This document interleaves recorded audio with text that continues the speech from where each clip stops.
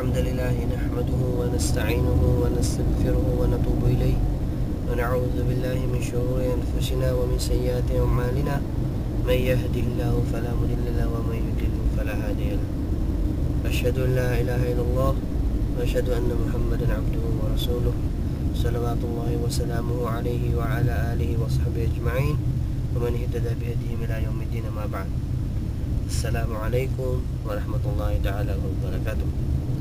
Mga kababayan, sa pananampalatayang Islam, samantalahin po natin ang pagkakataon na ito ng mga pagbigay ng maliit na paalaala para sa ating kapatiran sa pananampalatayang Islam. Dahil alam naman natin na ang paalala sa bawat mga Muslim ay ito'y may napakalaki na ibibigay na kapakinabangan. Na ngayon sa mga oras na ito ay dadako kami sa ospital upang makita ang asawa ni Kuya Koy, insyaAllah. Pero ang shahid dito ay yung pagtitiis, sabar sa wikang Arabic. Sinabi nga ng Propeta Muhammad sallallahu alaihi wasallam,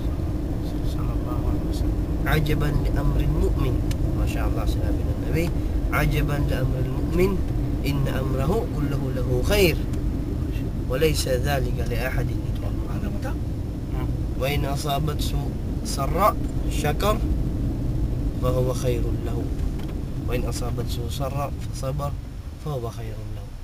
Masyaallah, isang napakagandang hadith, isang napakalaking aral na makukuha natin sa hadith na ito.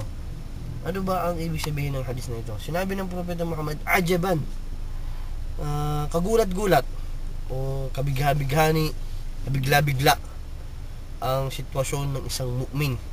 Bakit? Bakit yung sinabi ng Nabi? Kasi sinabi ng Nabi na kapag siya ay tinamaan ng biyaya o ng kasiyahan, ang mu'min ay nagpapasalamat. So ibig sabihin, kapag nakatanggap ka ng biyaya, kailangan mo pasalamat sa Allah subhanahu wa ta'ala para bigyan ka niya ng gantimpala sa bagay na iyon. At sinabi rin naman niya na kung kabaligtaran naman dumating sa kanya, katulad ng problema sa una, ay magsasabar siya, magtitiis siya. So yun ang dapat niyang gawin. Kasi pag tinamaan siya ng problema, hindi yung dapat magdabog siya, hindi dapat kaayawan niya yung nangyayari sa kanya, kundi dapat siya magsabar. Dahil every time na nagtitiis siya, every time na binibigyan niya ng pagtitiis, yung mga pagsubok sa kung na dumadating sa kanyang buhay, ay magsasabar siya at gagantimpalaan din siya ng Allah subhanahu wa ta'ala sa bagay na yun.